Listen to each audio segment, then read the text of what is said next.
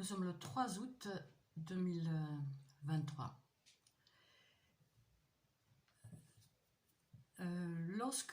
Lorsqu'on est cible de harcèlement global, lorsqu'on est individu cible, targeted individual, on a toujours une appréhension d'aller faire des soins, de rentrer dans un hôpital, et même peut-être sans ça, les autres ont cette appréhension aussi. Mais nous, encore plus importante.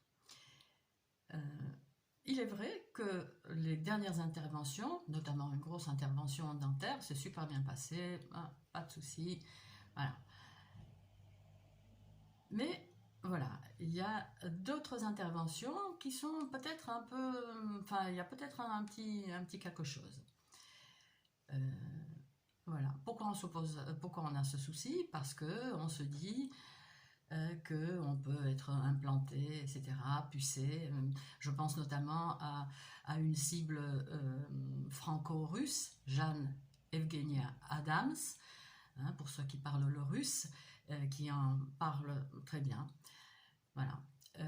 Donc voilà. Fin juillet, il y a eu un problème dentaire. Je suis allée voir une praticienne qu'on m'avait conseillée, qui avait déjà vu mes radios, Cone Beam, machin, et qui avait dit, mais de ce côté-là, vous n'avez rien. Or, c'est de ce côté-là que ça se dégrade, donc je vais la revoir.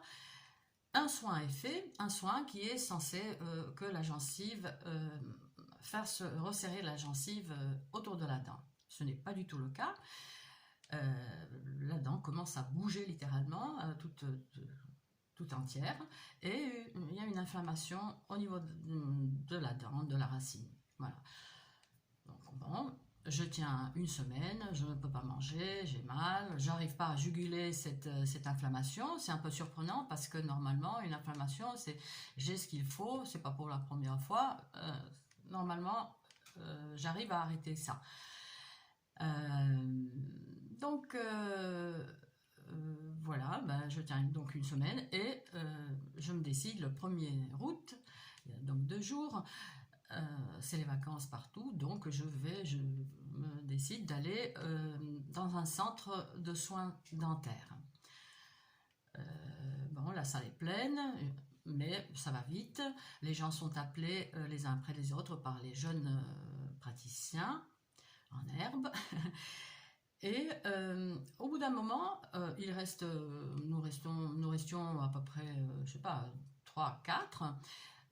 Quelqu'un vient pour récupérer toutes les fiches. Parce que normalement, lorsqu'on est donc appelé, on présente la fiche qui nous a été faite à l'accueil. Là, il y a quelqu'un, donc il y a un jeune médecin qui vient récupérer toutes les fiches. Donc, ok. Et après, c'est vrai, je me pose la question, mais pourquoi tout d'un coup il a récupéré toutes les fiches? Est-ce que... enfin bon, allez. On a récupéré les fiches, très bien. Mon tour vient, on estropie mon nom. J'ai l'habitude, mais enfin bon, c'est vrai que c'est pas un nom si compliqué que ça. Dans la région, on a bien plus compliqué. Donc je remarque ça. Parlez-vous français? Oui, plutôt, oui. Voilà, on l'arrache. Très bien. Donc elle pique l'anesthésie. Du produit anesthésiant se répand dans la bouche. Elle éponge vite.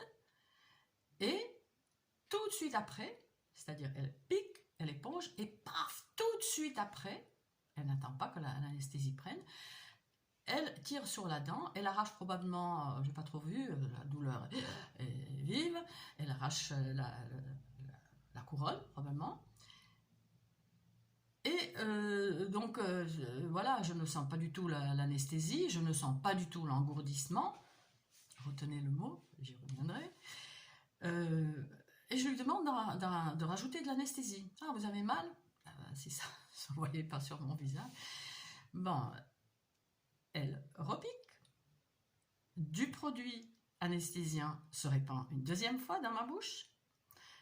Et tout de suite après, donc elle pique, elle éponge, et tout de suite après, avec un autre outil, c'est une espèce de crochet sur les deux bouts, enfin instrument plutôt, outil, bon, elle va pour sortir le reste. Je manque de lui arrêter la main, tellement la douleur est forte. Oui, c'est fait, c'est fait, comme... c'est fini. Voilà, c'est vrai, c'était rapide, c'était fini. Mais le fait est que l'intervention a été faite à vif, sans anesthésie. L'anesthésie, le produit s'est répandu dans la bouche et le peu qu'elle a injecté, elle n'a pas eu le temps d'agir. Je lui dis, mais, attendez, il faut attendre quand même, vous devez attendre quelques secondes, hein, une poignée de secondes, 10, 15, c'est des produits qui agissent vite, mais il faut attendre quand même un petit peu. Ouais, c'est inflammé, etc. Mais justement, donc voilà. Voilà. Donc, voilà. Lorsqu'on est cible, je n'accuse personne, hein, je décris une situation. Hein, je décris une situation, voilà ce qui s'est passé, et voilà mes observations. Lorsqu'on est cible du harcèlement global, électromagnétique, gangstalking et compagnie, le harcèlement global, vous avez un excellent document de Jocelyne Abadi, du harcèlement en réseau de personnes au harcèlement global. On sait que, ma foi, il y a des personnes qui peuvent nuire à la cible derrière leur fonction dans le cadre de leur travail. Je ne dis pas que c'est elle, hein, mais voilà ce qui s'est passé. Hein, voilà ce qui s'est passé. Et donc, voilà. Par ailleurs, le réseau réagit en permanence, des fois en temps et en heure, hein, sur ce que dit la cible, sur ce que fait la cible. On va voir ce qu'elle me vaut, cette vidéo. C'est ainsi que souvent je dis dans mon fort intérieur, mais souvent aussi à haute voix, hein, vous allez être au chaud hein, avec Satan, on n'y croit pas. Voilà, vous allez être au chaud, hein, je m'adresse donc aux harceleurs. Et il se trouve que sur mon chauffe-eau, le bouton qui règle la température est mis au max et pas moyen, on dirait qu'il est collé, pas moyen de baisser la température. Pourtant, j'ai fait appel à quelqu'un, pas moyen. Donc voilà, par rapport à l'engourdissement, il m'est arrivé souvent de décrire une agression que j'appelle le harponnage. C'est vrai que ça s'est arrêté. Hein, ouais. Après, il suffit de le dire pour que ça revienne, mais bon, en espérant que non, il n'y a pas de raison. Hein. Donc je décris une certaine agression à distance, faite par des armes à énergie dirigée et par d'autres dispositifs d'attaque à distance. Je la décris comme s'il y avait, il y a comme un engourdissement, comme si du produit anesthésiant se répandait. Voilà ce que je dis. Hein, ça fait longtemps que je le dis. Voilà. À propos de l'engourdissement, l'un des patients du docteur Delgado, les années 1960, il en parle aussi. Hein. J'y reviendrai plus tard, dans une autre vidéo. Donc voilà, donc là, il se trouve que dans cette intervention, il n'y a eu ni engourdissement, ni anesthésie. L'arrachage, l'extraction, l'ablution, disent-ils, était fait à vif. Bon, on s'en remet, bien sûr, hein, il y a pire, je suis sortie sonner, mais voilà, ça a été.